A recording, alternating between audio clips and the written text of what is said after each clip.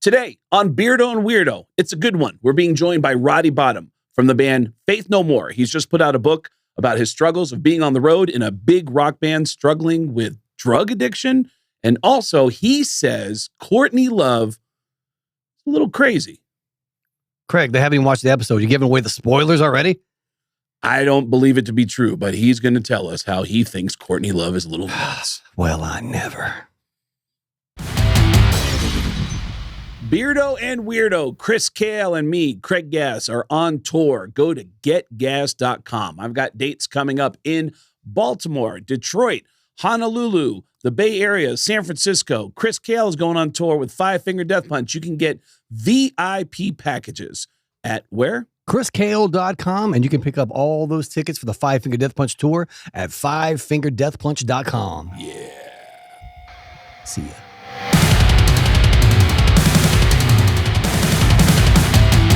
There he is. Good. How are you guys? Doing good, sir. Thank you for doing this late at night over there in New York City. Thank you. Y'all are crazy. So excited to get into this. So excited. I can't believe we're doing an interview at 11 o'clock on a Sunday night. It's bananas. Yep. I know. We're in Las Vegas. We're 3 hours behind you. And I just... Oh, you are? Yeah. Are you live right now?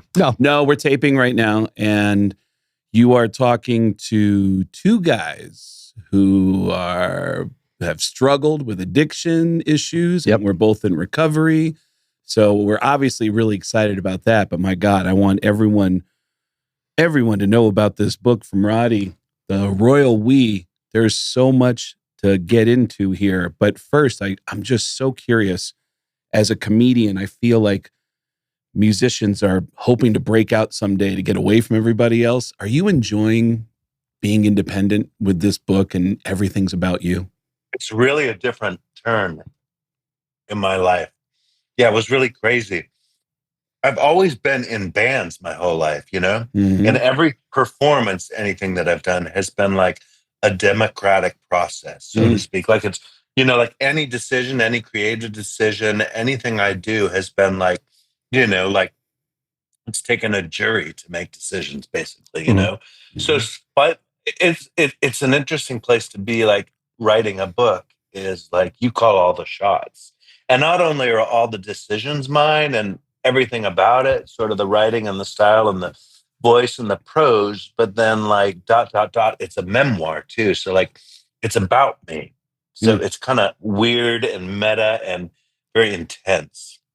And the process itself is like, really different, way more emotional than anything else I've done sort of artistically in my life. And I saw, God, I've been trying to spend so much time digging into not only the book, but more about Roddy. And I saw one interview where Roddy said something, and I was surprised the interviewer didn't dig in more and ask him what this meant. Oh, yeah? Roddy said when he went in to do that process of doing the book on tape, that he was shocked at how emotional that was for him. What was coming up in that process that made you so emotional? It's a really deep book, I mean, the places that I go, it's very revealing and it's very intimate. And I share a lot of details about myself that I kind of had never shared before. And I don't know, I've just had a lot of ups and downs in my life, a lot of really crazy trauma in my life.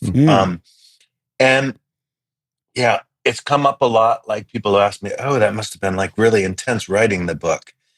It wasn't so intense writing the book. I just kind of like in the process of writing it, I just felt like I was just sort of like getting it down and just being as honest as I could and like finding a voice and making it work. But basically it was just kind of felt like more like a task. And I didn't feel that emotionally connected to that actual process. But having finished the book and sort of like being in this situation now, like even like talking to you guys and people are asking me about it and sort of like digging a little deeper into like the things that I've shared. That's what's been so intense to me. And the audio process, I kind of thought also when I was doing it, I was like, yeah, well, could it be easier? I'm going to go into a studio. I'm just going to sit on a chair. I'm just going to read aloud. And I love to read and I love the sound of my own voice. Yeah. Most of us musicians do. Yeah. My ex-wife Natalie sitting in here, she said, my favorite song has always been me. Yeah, And yeah. she is right. Yeah. I get that. I understand that. But in that way, I just thought it would be like a piece of cake. It'd be so easy, but wow, it was emotional going through. Because then not only are you sort of talking about like, yourself and all the intense things in your life and sort of reading those things, but you kind of have to put a little emotion into it to make it work. So Right. it was kind of like that too. It was really intense. See, I play bass for Five Finger Death Punch, and I have long thought about writing the book, but because of those emotions and me still running away from stuff, I have turned that into stand-up comedy sets. Right. Yeah. That's what I've been doing. Yeah, with my story. I'll eventually get to write a book as well. So I was excited to see this one. I'm always into musician biographies and whatnot, and this one did not disappoint. Roddy just said something that I relate to so much, that Roddy chose what he wanted people to know, and he wasn't ready for people to dig and start asking questions. I decided to talk about my drug addiction once on the Howard Stern show, only because there was a funny story. I hadn't talked about my drug addiction publicly, but there's a funny story, and Chris knows the story. The first time I checked myself in to get help, nobody told me I had checked myself into a gay rehab. I didn't know it was a gay rehab. And so it's a funny story. And all I wanted was to tell a funny story. The DMs I got after that was, what was your drug of choice? Here's my dick pic. And I wasn't... Go ahead. I'm sorry, Roddy. It's really funny that you wouldn't know. How did you not know that was the gay rehab? Like, Especially, that had to have been like, especially when he's telling the story. Sort of the title. Well, it was the closest rehab that was available to me in the neighborhood that I was at. I was dating a girl who lived in Capitol Hill in Seattle, and Capitol Hill is the gay district of Seattle. And the insurance said, "Oh, there's one right down the street from you." And I said, "Okay, great." And I went in there and they said, "Okay, so, after the intake, the last question was, and you're a homosexual, right?" And I said, "No, I'm a what?" I thought he was saying, and I said, "No, I'm just here to get help." And what does that have to do with anything? And then, and by the way, I should say that rehab that I went to was the best place I've ever been to in my life. So, and it really helped me get my life around. So, Did it stick? Sobriety stuck? No, because I ended up moving in. I moved to New York, and I moved in with another comedian named Mitch Hedberg, who was a famously struggling drug addict, and so I got right back into it. Yeah, and it wasn't until I had a heart attack that scared, and even the heart attack, I relapsed afterwards, and then it stuck. And I've been sober for 21 years now. One of the things I love about Roddy, in the beginning of his book, is he talks about L.A., growing up in L.A., and I've always found that people who grow up in L.A. are very proud of, like, I'm actually from here, and Roddy clearly doesn't like L.A. I think that's really cool that he's like, yeah, man, I was from L.A., but yeah, and he seems to have a disdain about it. His dad is a Midwest guy. His dad's from South Dakota. And then you and your dad, like, I know there's a moment that comes later where the trauma of losing your dad, was it the trauma of losing the dad that made you decide to get sober, or was it just coincidental that you got sober right after your dad passed? I think I had been sort of struggling with heroin for a long time, like doing the band, and I was on tour with the band.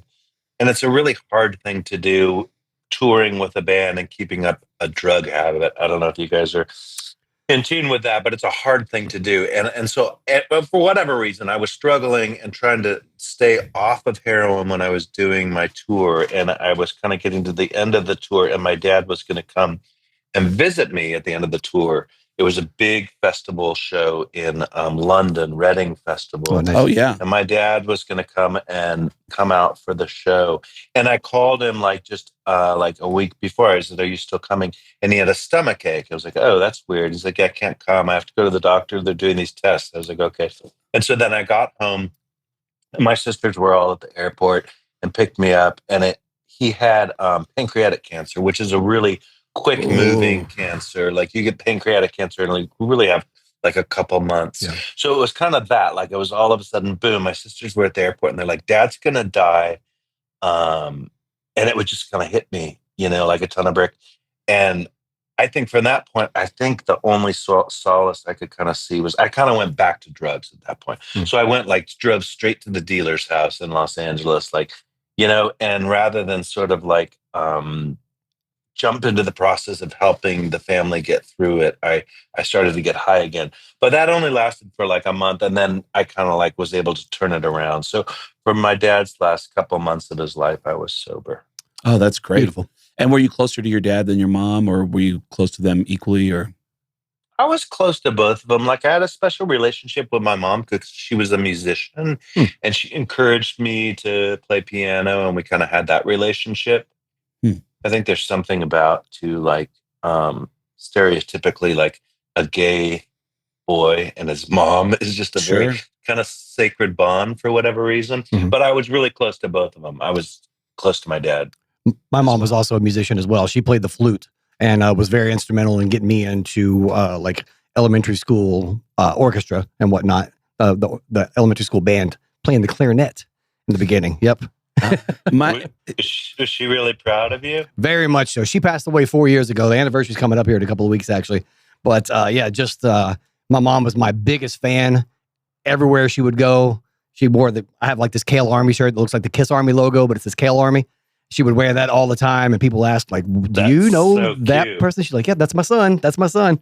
Yeah, she was always gloating and loved it. And one of the biggest things for me before she passed is I'm from Lexington, Kentucky, and we have the University of Kentucky Wildcats, the basketball team there, and the whole city revolves around the basketball team. And I got to take my mom, my dad, my entire family to our headlining show at Rupp Arena and got them a full tour of the University of Kentucky basketball locker room. And they were just minds blown. I was like, yes. I made it. I made it just for my parents right now. I have to believe there's moments in your life that were special for you to share with your parents because of personal reasons, a certain benchmarks in your career that meant a lot to your parents. They were there for all of them, like even when like Faith No More started playing and we were playing like really divey, bars when we first started. My parents would always come to the shows. They were very supportive.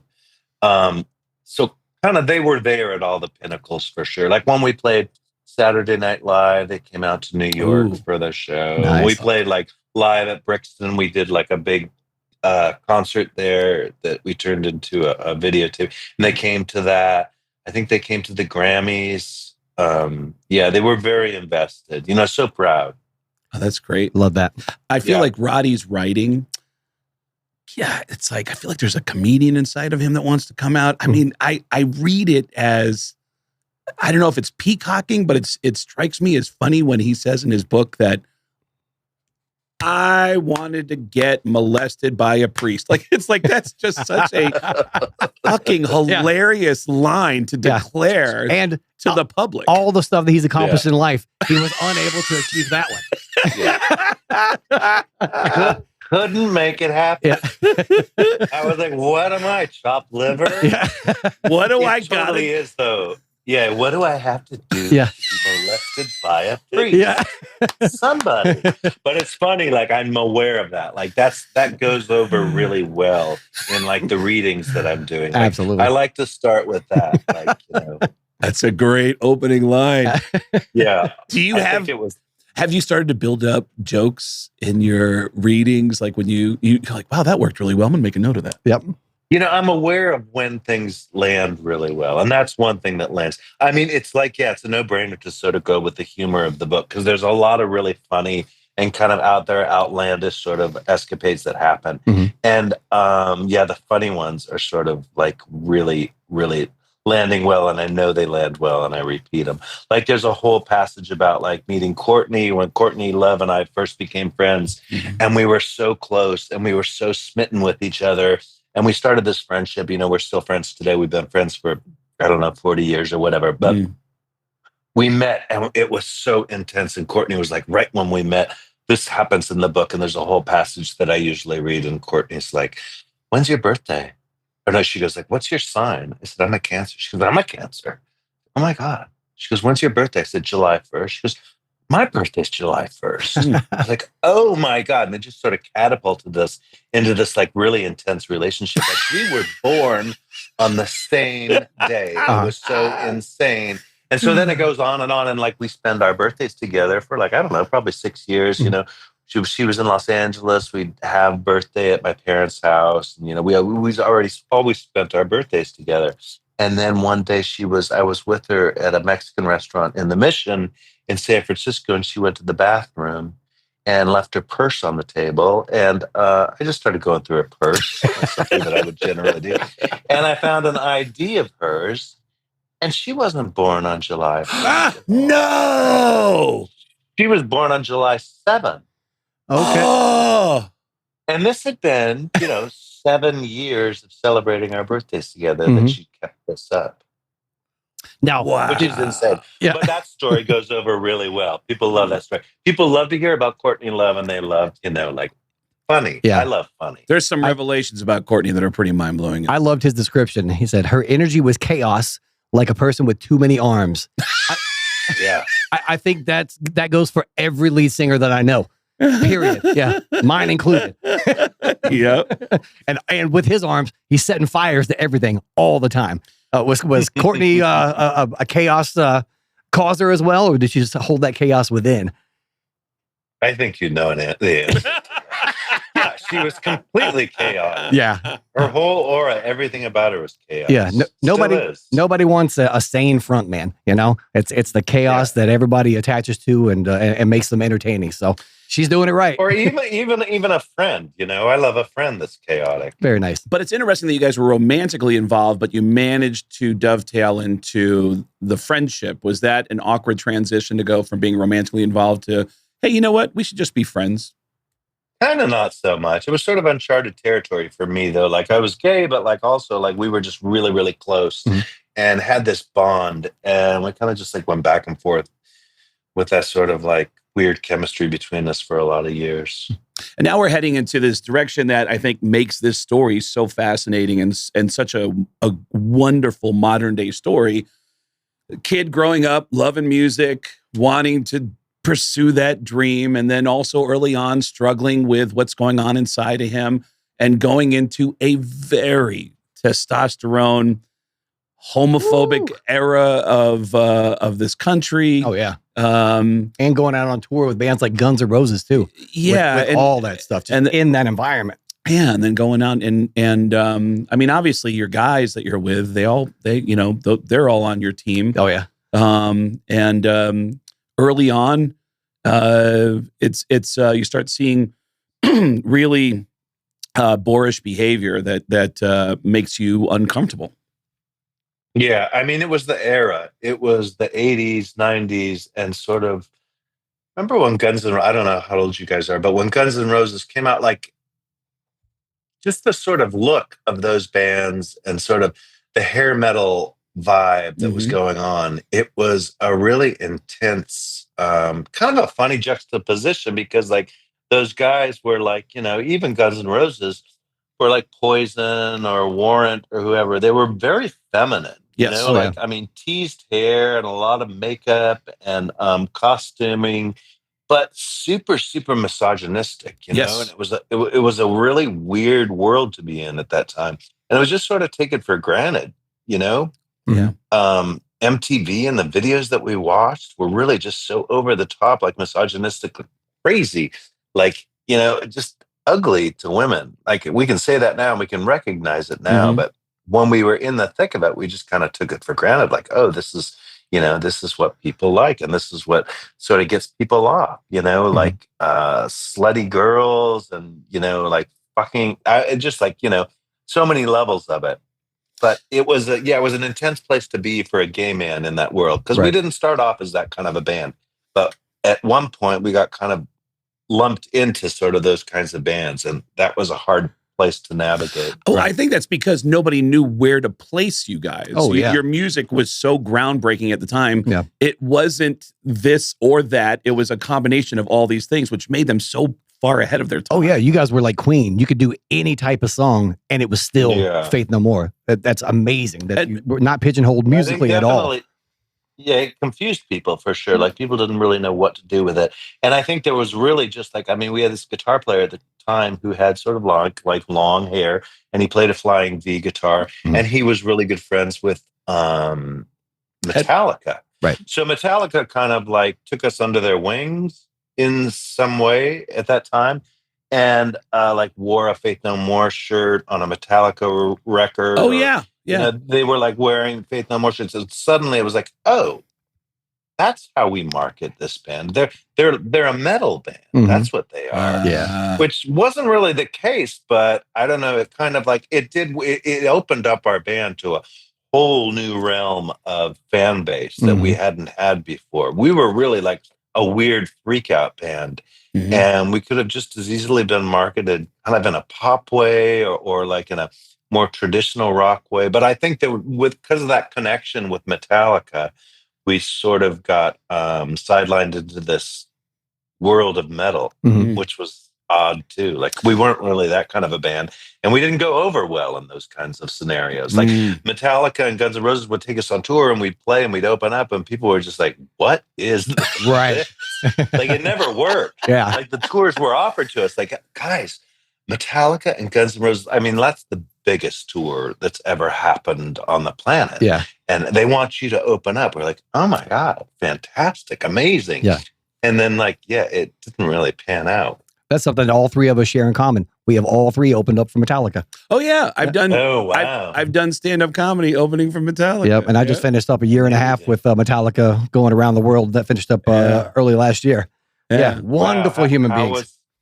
Yeah, they're really cool. I like that band a lot. People say don't meet your heroes, meet Metallica.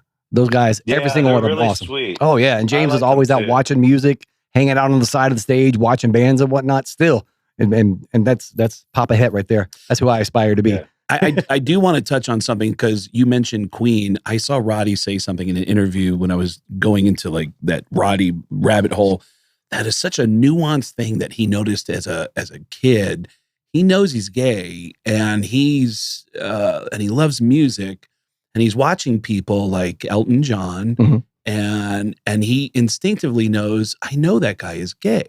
I know he is, and he won't say it. So it's sending these mixed signals to him that it's almost like saying, just don't do that. Yeah, just you can be it, just don't say it. Yeah. I mean, even Rob Halford, Freddie Mercury wouldn't say it. Yeah, Rob Halford for years was in that. And I mean, he was Leather Queen, you know, and we didn't see it because we're like, oh, this is heavy metal. Right. That's not here. That's not here. And the king of heavy metal.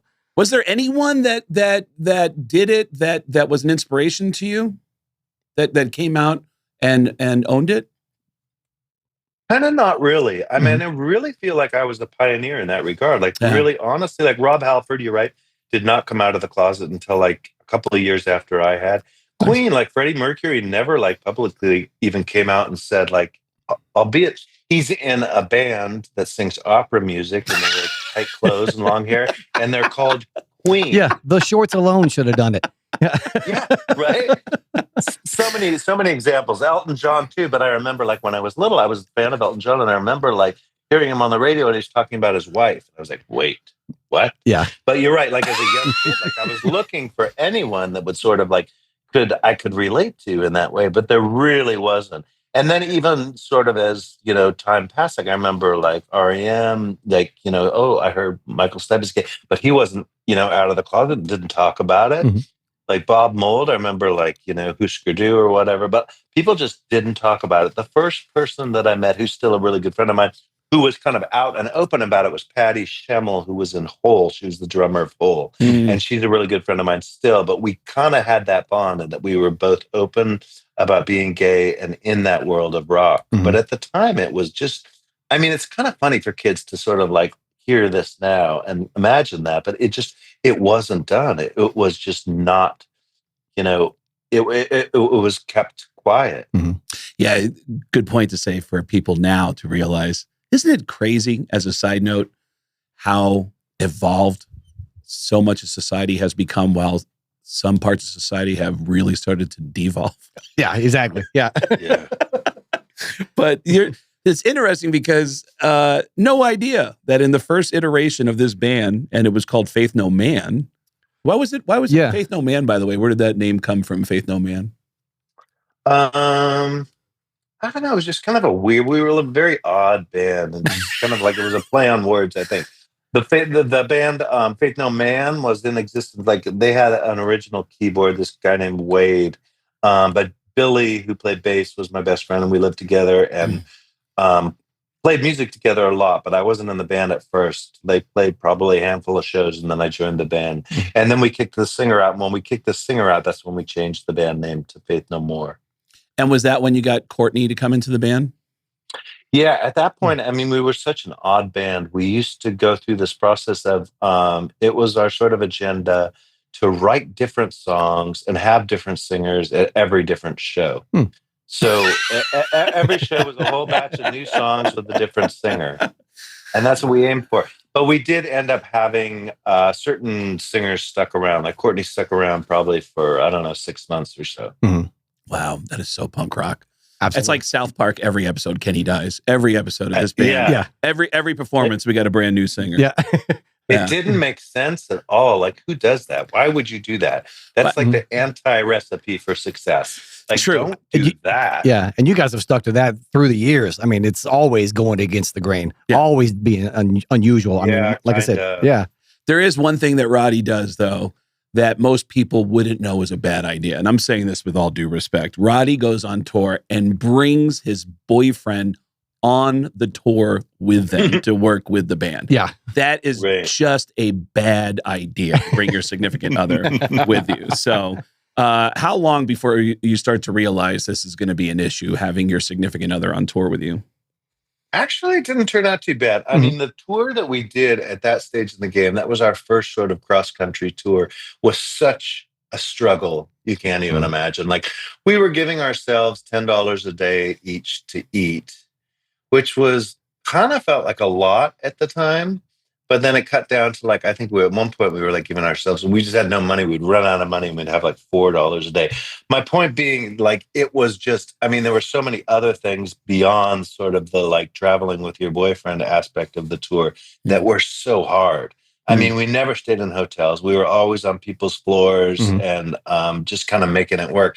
And we played shows, you know, with like 2 people in the audience. We get paid like $4 and just like on and on and on. It was such a struggle. And it was, you know, mid 80s, like traveling around and like in a 66 Dodge that was kind of falling apart and had problems.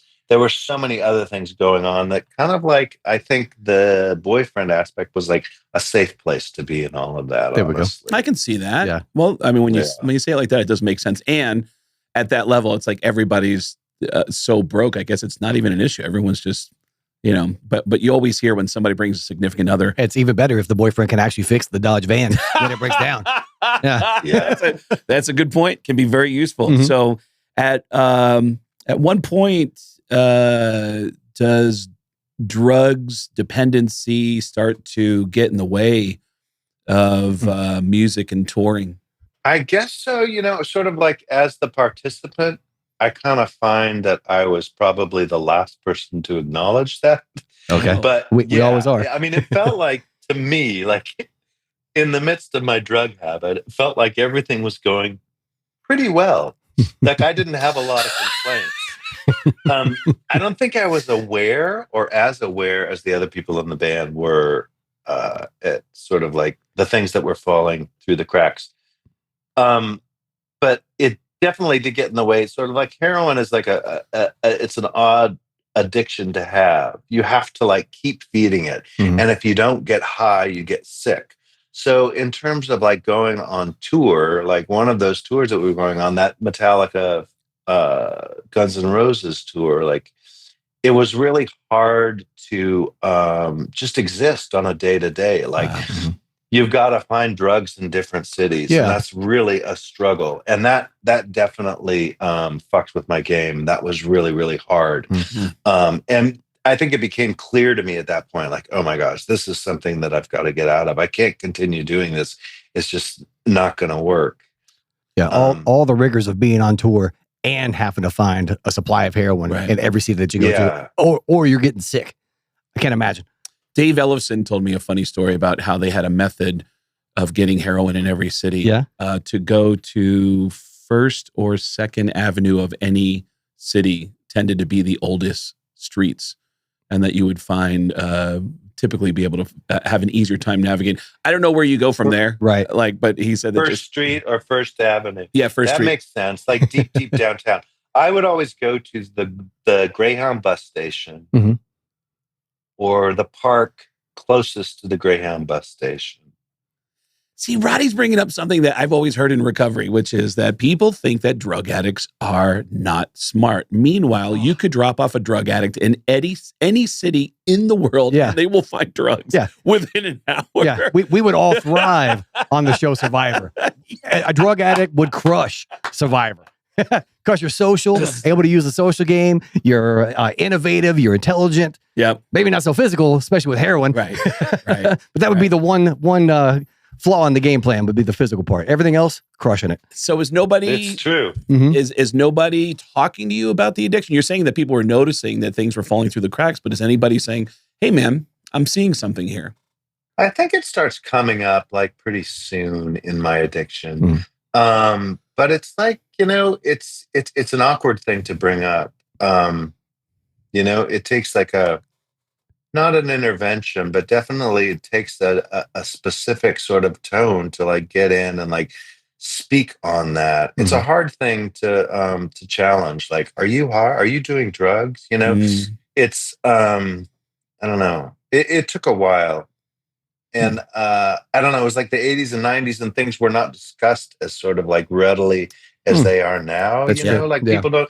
It feels like now, like people are way more sort of willing to talk about feelings or sort of accountability or things that might improve a person's lifestyle. I think in the 80s and 90s, we tended to look the other way a little bit. Yeah.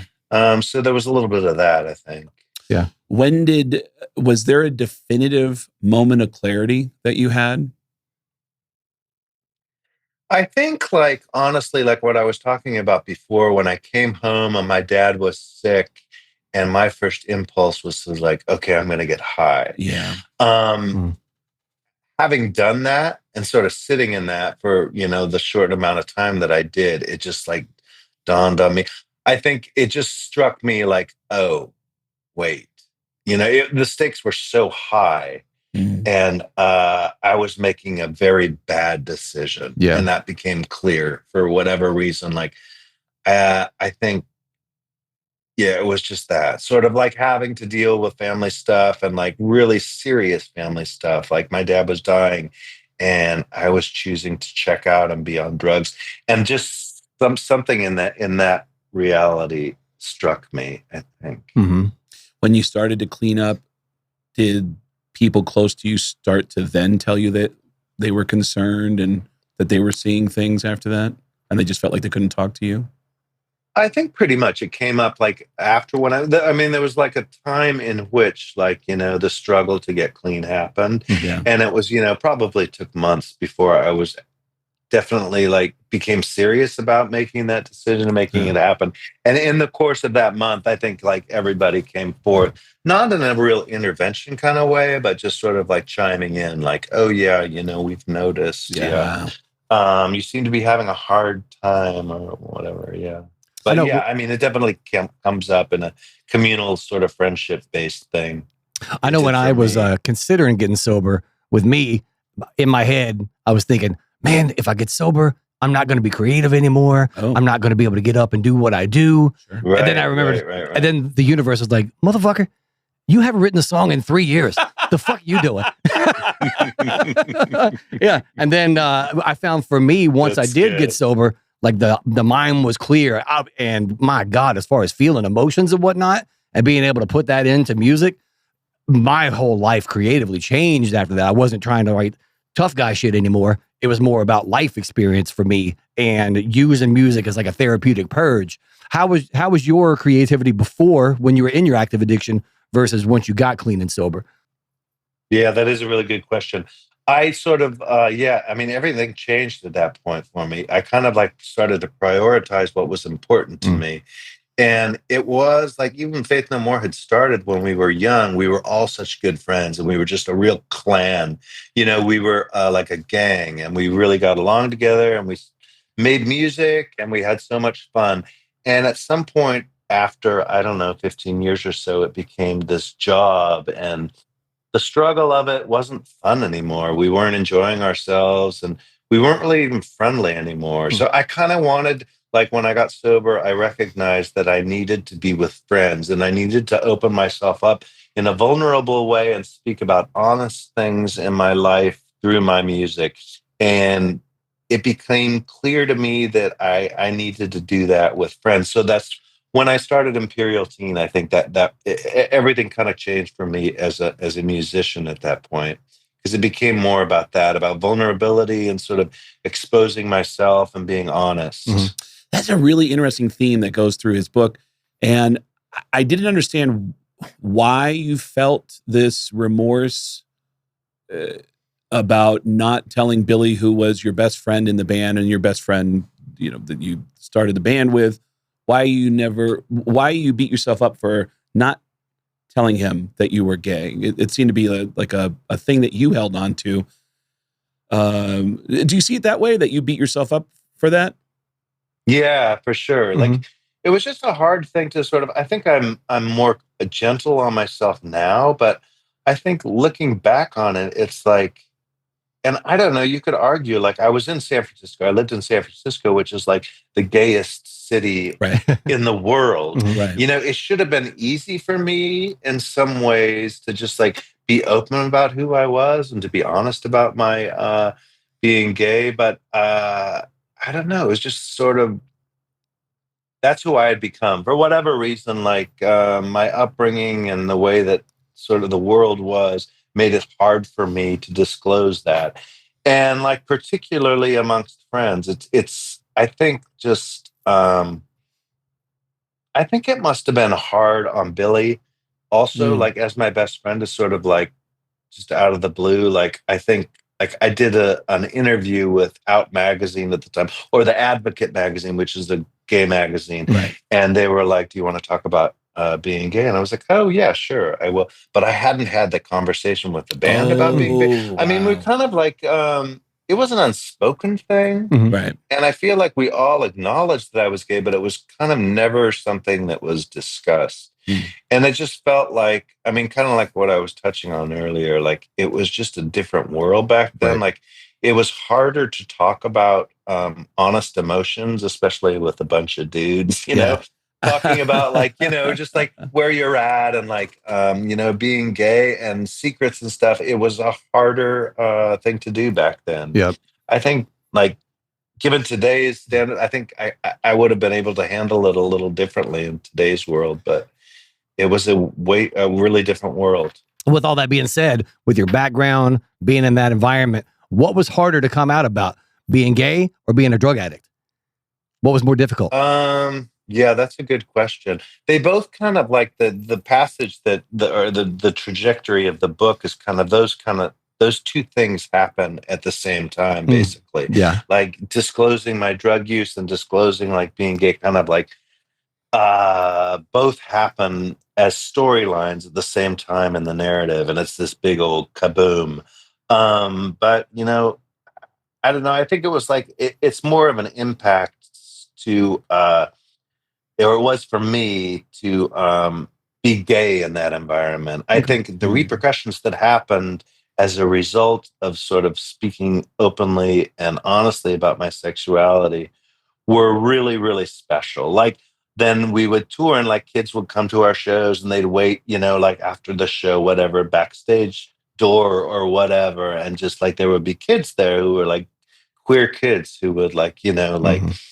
hug me and just say, "Oh, Yeah. thank you so much. It made such a big difference to me." Like I hated myself, and to see someone else like come out and be open about it just really changed. It was just a really touching, rewarding repercussion of making that statement. So I to love me, that. like that was way more had a lot more weight than Mhm. being honest about my drug use. Yeah, that resonates with me a lot as well. Cause like at the age of 4, when I saw Gene Simmons, I was like, I want to be that when I grow up. I Right. worked for it, continued to go. When I finally got it, I was like, this is my purpose. And then I developed a drug addiction, got sober, and then started talking about it. I was like, wait a minute, this this is my purpose. This is the connection with people, not be playing this fucking psycho up on stage. Right. It's this connection. And like you said, so many people have come up and said, thank you for openly talking about your addiction, your recovery, the struggles that you've had, mental health, all the stuff that we talk here on this podcast too. Yeah. And I get way more connections, like real personal connections with a fan when they're talking about that stuff versus, hey, I like you because you play bass or whatever, or hey, sweet beard. I wonder, sweet beard. That makes sense. Yeah. I wonder if Roddy had this wonderful experience that I've had friends come out to me and say, hey, I want you to know, and it seems to be a struggle in the conversation. And it'll end with me going, well, yeah. Yeah. Did you have that wonderful thing of like thinking like there's going to be some resistance and all you found was like, well, of course, Roddy, I love you. I know that.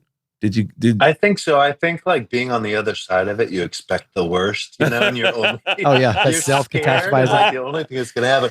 But like honestly, like when I sort of made that declaration, like even like my managers at the time were like, you really shouldn't do this. There was a lot of resistance. Oh wow. So like going into it, it was like, oh wow. Yeah, like, they were worried about you affecting their bottom line. Right. Yeah. Honestly. Yeah. Quite honestly, like they didn't want the cash flow to stop or whatever. It doesn't make, but I think at the end of the day, yeah, it didn't make any difference. Like anyone that I talked to, especially straight friends, were like, oh, great, fantastic. Yeah. And is that what you got when you finally told Billy? Was did he know, or was it a surprise to Billy when you told him? No, it wasn't a surprise. Right. Yeah. Like I honestly don't even remember the conversation that we have. I'm not even sure we had I think like we dealt with it, but I think it was when we talked about it, it was almost like kind of like in a weird jokey way. I don't know. It's still hard to sort of have a perspective on how that went down. Yeah. I think honestly though, the Advocate magazine had asked me, and it was right in the middle of kind of the Guns N' Roses tour and in the midst of all that misogyny and sort of like toxic kind of man sort of vibe that was going on. But they asked me if I would speak openly about being gay. And I was like, oh yeah, of course, sure. So I think I did the interview and it was coming out and it's kind of in the press and stuff before I even had any conversation with the band. Right. He walked up on the bus. Billy was sitting there with a copy of the Advocate, just reading it. He said, wait a minute, what are you doing reading that? It's kind of like that. It was kind of like that, but it was also par for the course because at the same time, like I was talking about, like, at the same time I had the whole secret of being a drug addict. And kind of like, we didn't really discuss that either. I just kind of like, we did actually kind of like as a band discuss when I was going to rehab and stuff, but there were so many secrets involved. Oh yeah. So it was kind of par for the course. Like, oh, there's Roddy with another bomb to drop. Yeah. Anyone I know who's faced their fears like this has almost always come out stronger on the other side. Oh yeah, come out a better person. Yeah. I remember when I went to rehab, I didn't tell anybody other than my wife at the time, my mom and my dad, and Greg, the guy who drove me to rehab. He was a 20-year sober fella, and I was in rehab. They don't let you use the phone for like the first 10 days or whatever it is. Right. And as soon as I was able to use the phone, I texted Natalie. I was like, hey, I've got my phone. I'm able to talk to you now. And she's like, you need to call your band. I'm like, why? What's going on? She goes, I think they know more than you think they know. Oh, wow. Yeah. So really? I had the unique thing of going to the front counter and be like, can I call Zoltan and find out and let him know what's going on? Oh, and wow. I was terrified. It was much like going to your dad. Zoltan is like the father figure in the band, always taking care of all of us. He's very the father figure. And me having to call him, I was just like, I sent him a text first. I was like, hey man, you got a minute to talk real quick? He's like, yeah, go ahead. So I called him right then. Quick. Yeah. And I was like, real quick. Yeah, I'm in rehab. I got to hurry this up. Yeah. And I when I called him, I was very much tail between my legs, terrified. Like, I am getting fucking fired. This sucks. And I was like, hey man, just want to let you know, I haven't been reaching out to anybody. I actually checked myself into rehab. And he was like, oh, that's good. That's great. Wow. Yeah. Yeah. He goes, we thought you were fucking dead somewhere on the side of a ditch because the last time anybody saw me, I was out of my mind at the AVN Awards, and I saw my drummer there. And then nobody saw me, nobody heard of me for right after that, because I was like, okay, I've had enough. I'm into Rehab. And yeah, the relief of him being supportive and having support from the rest of the band and everything, I did not expect that. I thought my head was coming off and my job was done. Yeah. Well, that again, feels good, doesn't it? Like people like, okay, being compassionate when you're thinking like, oh my God, I'm going to get in trouble. Yeah. But really people understand. I mean, that's a really positive statement. Like people are like, oh yeah. Oh, great. So you're working at yourself and you're working at getting better. Mm-hmm. Amazing. Yeah. That's great. Yeah. Dads understand. Kids fuck up. Yeah. Yeah. There's also been moments in recovery where I realize there's things I need to say out loud I've never said out loud before. And inside, it weighs so heavily on me and my conscience. And then when I say it out loud, there are times when I say things out loud that it doesn't even sound too crazy when I say it out loud. And I find myself going, I know that doesn't sound like a bad thing that I just said, but I'm telling you that inside my psyche, it bothers me that I've never said this out loud. So, so the idea that, you know, Roddy being in one of the coolest bands that ever existed and was one of the coolest members of one of the coolest bands, it's got this incredible book, The Royal We. There's just some random notes that I want to get to before we let you go. Real quick on that, on the name of the book, is that a Big Lebowski reference? The Royal We? It's not. It was sort of when I started writing the book, I started writing it was pretty much a me story. And kind of halfway through the writing process, I pivoted and started to sort of make the book more about kind of generational, like friend groups and San Francisco and us as a community and the people that we were as kids. And there was this funny entitled sort of sense of like, we just all happened to land in San Francisco at the same time. It was a very odd place. And that sort of like happenstance, that accidental, just sort of like being the geographic of being in San Francisco at that time, for all of us felt like kind of a sense of entitlement. And kind of like in that way, it felt like describing us as the royal we just kind of made sense. Love it. It sounds like that really cool group of friends that he describes too. Kind of an island of misfit toys kind of group of people. And even in the band, when you start touring with the band, I have a buddy of mine and I said, didn't you work with Faith No More? And he goes, yeah, my buddy Dave Lee was the guitar tech for. Oh, I know Dave Lee. Yeah. He was so fun. Oh, Dave Lee's such a nice guy. I adore him. He was great. And Dave said, yeah, Roddy was really nice. And he said it was really funny, but Dave Lee described that he would usually have to travel in a U-Haul truck, and that the band would travel, I think, in a van, and that sometimes the band would pull up next to the truck and shoot bottle rockets at them. Oh, yeah. I love it. We totally did. Because as you're traveling across America, for some reason, there's so many fireworks. Yes. Fireworks stores. Yeah. But we would always stop at those and we would buy bottle rockets. And we would just that's what we would do. Well, on the highway, we would roll the windows down and shoot the bottle rockets off, particularly at the U-Haul, which was we were traveling in twos. But yeah, we would do that. That was really fun. I love that. And I wanted to ask you, as a kid, falling in love with music and then having those dreams of like, I want to be in a band and I want to travel the world. Was being in a band, in any of those bands and traveling the world, did it match up at all to what you fantasized as a kid? I kind of I didn't really follow it through in my head, what that meant. And when we started the band, I honestly didn't have those sort of aspirations. I just we were really kind of an art ensemble more than anything else. We were very just provocative and would just create these sort of environments.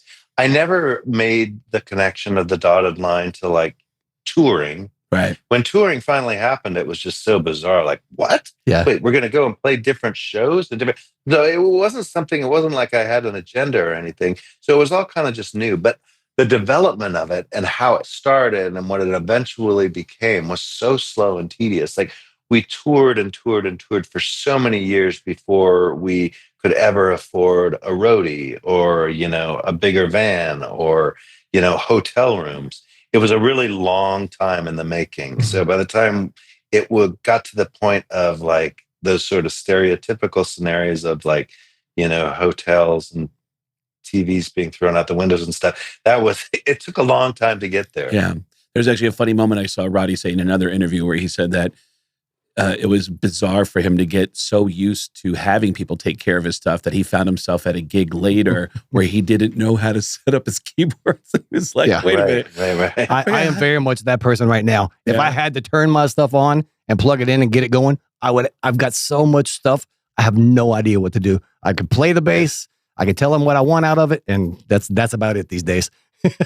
I also, it's funny. It's like, how did we get here? I know. I haven't changed a string in 14 years. Wow. And it's so crazy because that being the same band, Faith No More, that starts at such a low level for such a long time and then becomes what it's become in pop culture now. And as influential on everybody. Everybody cites them as a reference. Like I have to believe there's got to be moments in your life where you just don't want to talk about the band. Do you have moments where you just don't want to talk about the band?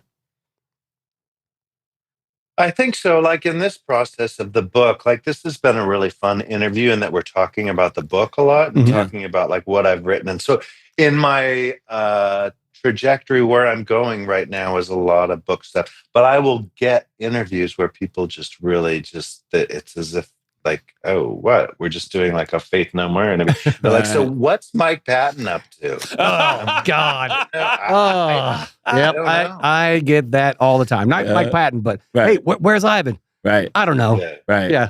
On the other bus where he's supposed to be. Yeah. But the premise of sort of my book was that like, I honestly feel like I had a lot more interesting things to share. Absolutely. About my life and about who I was and about the struggles that I was going through. They were way more interesting than anything that came from Faith No More. I mean, no shade on Faith No More, but it's just sort of, that was the takeaway from my book. It's like, I have a really diverse, like big sort of lump of like fascinating stories and fun things to talk about. And it's a lot more interesting than Faith No More. Now, are you doing a book tour as well, going around to do signings and whatnot? Oh, that's got to be so much fun. See, I'm writing my book now. Thank you, Roddy. You have inspired me. It's fun. It's a really good opportunity to if you do that. Like, it opens up the doors to sort of like, and it's kind of sort of a different sophisticated, mindset and sort of milieu that you get into is an author. Yeah. This book came out. Did you make it onto the New York Times bestseller list?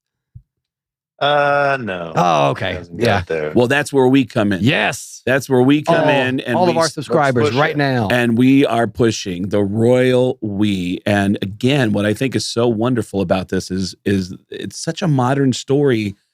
We've gotten to a place in society where we've gotten way more honest about addiction, about recovery, and also about LGBTQ community. And I just love that you wrote this and that you're telling your stories. And there was one thing I did skip over that you later, Courtney meets Kurt. And the three of you were actually going to do rehab together. I want to bring that up. And but then the other two bailed on you. Do I have that right?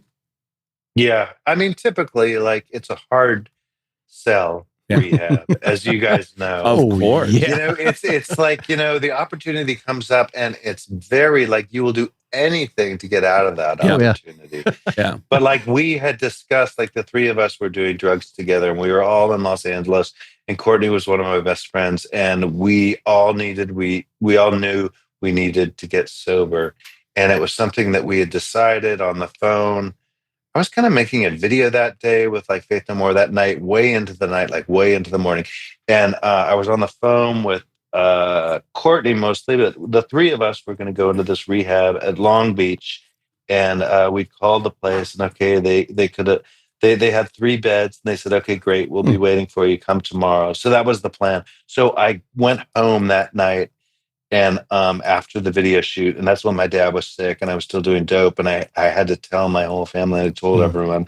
So I've still been doing drugs and I'm not sober. I told them that I stopped, but I wasn't. They all knew I wasn't, that I was still doing drugs. And I said, and I'm going to go, Kurt and Courtney and I are going to go down to this rehab in Long Beach. And that's just going to be what it has to be. It's like a month-long rehab. And my dad was like so understanding, and all my sisters were crying. It was a big like family moment. It was like, that's great decision. I'm so glad you're doing this. Everyone was supportive. My sister was going to drive me down. And then like clockwork, like it couldn't have been written any better. The phone rings. I'm like, hello, it's Courtney on the phone. She's like, Roz. She calls me Roz. She goes, listen, change of plans. We got a bunch of Valiums. We got you a plane ticket. There's that chaos. We're all going to go up to Seattle, and we're just going to kick there. We're just going to take the Valiums and just like kick up there. It's just going to be so much easier. And I was like, oh my God, like being the addict that I was like, oh shit. Yep. Because nothing would have been more fun than to like go with Kurt and Courtney up to Seattle and take a bunch of Valium and fuck off. But so I said, well, I just told my family that we're all going to rehab. Yeah. And then kind of we just stopped and didn't say anything, which is odd for Courtney too. And she just kind of stopped and didn't say anything. And we were just both holding the phone in our hands. And she said, well, maybe you should do that. Oh, nice. Yeah, I think I should. And then I went to rehab. Beautiful. And, it worked out for me. Like that rehab stuck. And like literally, like I think maybe 6 weeks later, Kurt passed away. Wow. Yeah. So there before the grace of God. Wow. Yeah. You know what? There's a story, I don't know if you've heard it, that Duff McKagan was on that flight, or he was on a flight from Los Angeles to Seattle that Kurt was on. And Kurt had mentioned he was getting out of a rehab and going back to Seattle before and then he passed shortly after that. But again, amazing story. I mean, there's I don't know if anyone's hearing these conversations and this is resonating with you and you're thinking like, man, maybe I should do this. But if this is resonating with you, I hope you love yourself enough to make the right decision to get help for yourself. But man, there is nothing I love more than hearing people's stories about how they made those healthy decisions and changed their lives around, especially with something like, I was a cocaine kid. So heroin, all my friends who are heroin addicts all have harrowing stories about that. I've told you about the kid in rehab that I went to. Oh yeah. Yeah. Young kid. I never got a chance to do heroin. So I was asking this kid, hey man, what was your rock bottom when you were doing heroin? Takes a draw off a cigarette and goes, you know that vein in the top of your dick? Jesus. God damn. Ooh. Yeah. Yep. I had more I could go. I hadn't reached rock bottom yet, but I'm glad I went. Yeah. Roddy, where do you want people to find you and everything about you? Where do you want people to go? I think the easiest place, I hate to say it though, is Instagram. Oh, but you know what? No, I have a Substack now that as a writer, sort of, it's a nice place where I go and I write stuff. But my Substack is really, I'm pretty proud of it. It's called The Royal We on Substack. But or Roddy Bottum on Instagram is a fair place to like reach out and say, hey, also. Beautiful. The Royal We by Roddy Bottum. Pick it up wherever these fine books are sold. And Roddy, you've been an inspiration to me as a musician. Growing up, I always wanted to be either a musician or an author. You have done both of those. And I think the door's opening for me. I need to get on that book. And hey, write that book. Thank you. And I'm not kidding when I say this. If you would like some material written for you for your book tour and you want some jokes punched up, I would be very proud to direct you to some people that could do that. To help write jokes. That is so sweet. I would love that. I would love help. You've already got great material. I mean, my God, the honesty, it's just, it's so honest. Go get the book. Thank you again, Roddy, for joining us. Yeah. Thanks, you guys, for the conversation. That was really a sweet conversation. Absolutely. And thank you again for doing it at 11 o'clock New York time. Thank you. Yeah. Thank you. Absolutely. Yeah.